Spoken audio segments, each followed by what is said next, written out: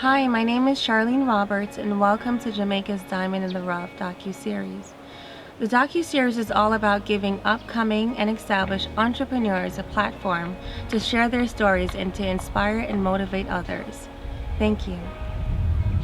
Hi, today we're here with Dr. Stines from the La Calca Dance Force. Hi, Dr. Stines, how are you? I'm fine, thank you. Thanks for having us. So, tell us a little bit about what motivated you to start the company in the beginning. I was trained both here and in America. Okay. And in my classes in America, I realized there was a Caribbean technique, a technique representing Caribbean called the Catherine technique, which I have the greatest respect for. But I couldn't find in Jamaica. I couldn't find the English-speaking Caribbean. And when I got home, I realized that my choreographic processes and what I come up, my products were different from every other dance company in Jamaica or the world. I had a voice I wanted to present. And so what I did was, I realized that for me it was more important the language we dance in representing who we are as a people out of many one people. So I began on two processes, creating a technique which is now called Lanaya Reggae technique or Lab Tech for training bodies to be able to execute who we are as a people. Because remember, the Africans and the Europeans came off the ship together. They didn't come off separately. Okay. So we can claim Europe and we can claim Africa. Yes. And then the Asians came, you know. So we have, and then we have others that came. But we have all of this, that's why we're out of many one people. Okay.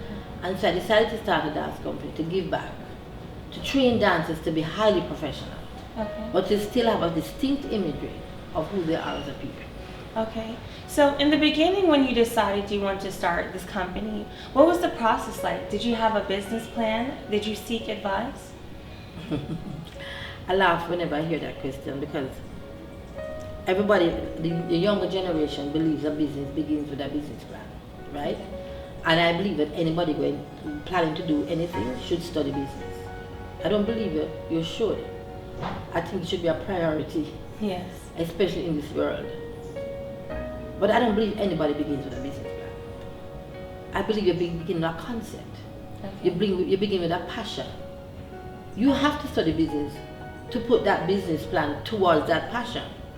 But if all you have is, you go to school and you know how to do the accounting, you know how to incorporate a business, and you still will not be a success.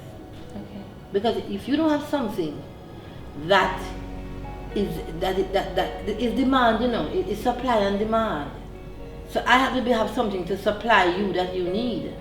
And I have to have something that is people will get passionate about with me. Yes. So if you don't have that passionate, your business plan is a business plan, a piece of paper on a desk.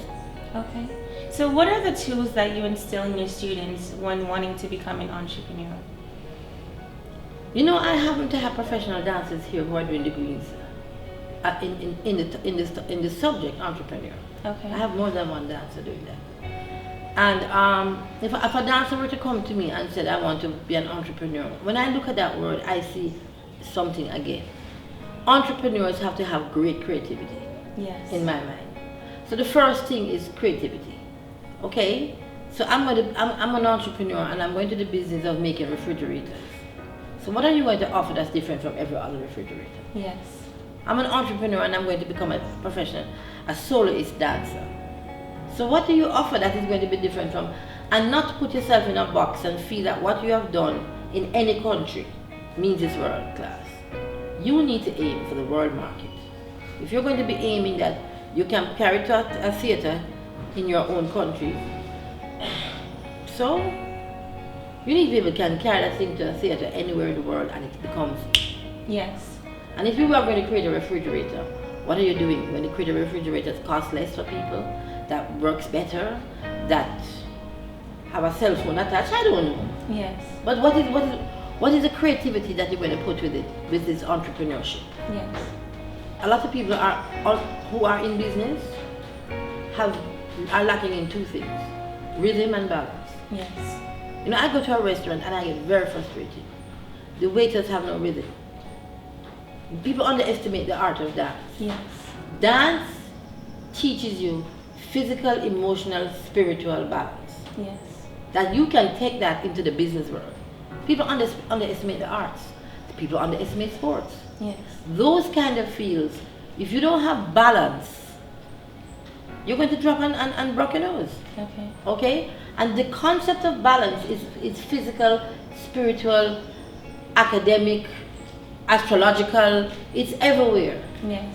But there's another thing that's missing, rhythm and timing. When to do something. Yes.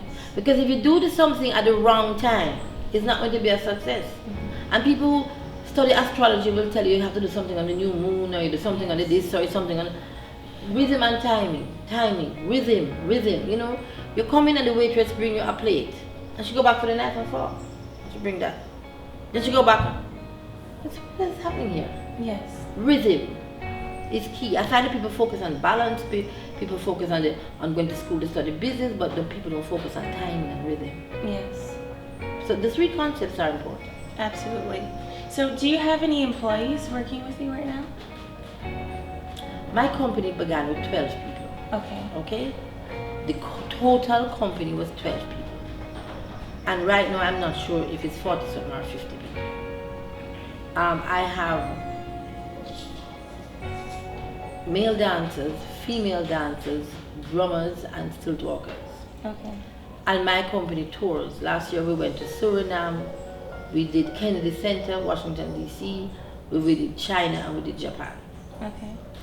So I would tell you that I have, and that not with auxiliary staff, I have 40-some people. Wow. From 12 to 40-some. Wow, that's a lot.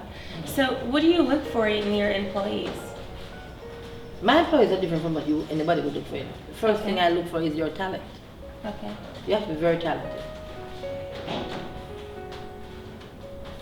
You have to be very grounded. Okay. I like intelligent people. People who dance professionally are brilliant. Yes. They have to use both sides of the brain. Absolutely. They have to use the business side as well as use the artistic side. So I look for all of that. I look for loyalty. Yes. I look for people who are trustworthy. I Absolutely. look for honesty. I look for a lot. Okay. I can't remember them all, but I do. And so after, even when they audition as a dancer, they go through 2 interviews, normally 3, to make sure that qualities are needed. I look for people who can work as a team. Team building is key for me. Yes. Because if you can't work as a team, it's going to be crazy. Absolutely. So talk about a little bit of the challenges that you face in the company. This country is not set up to support the arts, but they love the arts, Yes. passionately. But support of the arts means more to me than just coming and applauding at the theater. There's no funding you can go to fund the dance company to pay salaries. That's my biggest challenge, because I would love, dancers go to a school called Edna Manley to get degrees. If you go to a school to become a doctor, you're supposed to go work full time as a doctor and get paid. If you go to a school to study dance and get a degree, you're supposed to go somewhere and get full time paid. It's just Yes. normal, okay? So it's kind of set up strange. Yes. And I'm trying and fighting for. I was the first person to pay dancers in this country. I'm lying. Marcus Mazai Garvey was the first. Okay. He used to have dancers down at Edelweiss Park. And when they performed, he would collect money and give it to the dancers. Wow. Yeah, Marcus Messiah Garvey. Wow. So I came back home, dancers not being paid, and so I pushed. Now dancers getting paid all over for quite a few things, but I was the first Okay. to scream and yell. Wow. Okay? So my biggest challenge for me is that I have no challenge finding talented people in this country. I have no challenge when it comes to the talent. Set designers, costume designers. The challenge is funding. And a government that is clear that when we leave this country, we hold the flag high. And people remember Bob Marley, Yes. but they might not remember the politicians' names. They know Marcus Garvey, Yes. but they might not remember the politicians' names. Looking at people's path Yes. is just as important as reading a book.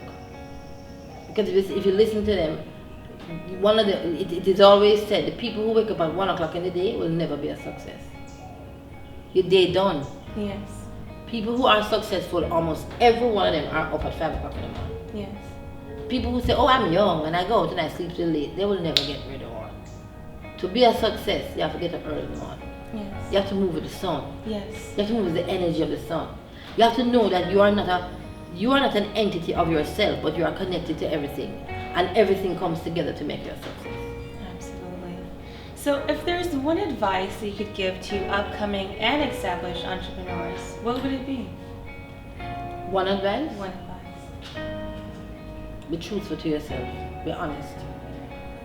Don't think you're a diva. You're not a diva. Mm. Don't start to think, I am the greatest. Walla walla. Check yourself. Yes.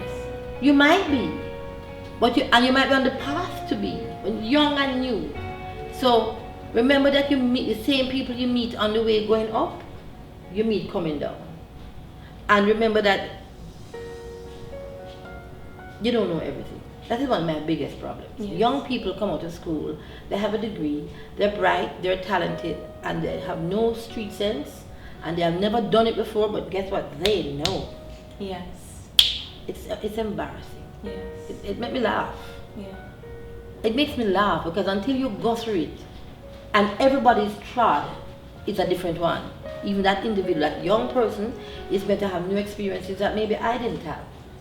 But if you just listen and pay attention, there's much more to learn. And that's why I did that when I started. I think everybody thought I was stupid. Because I would go in and say, tell me, how you do so and so and so? And they look at me, well,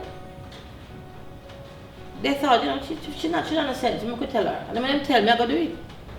Because, and it's a thing I believe, you have to ask questions to learn and get answers. Yes.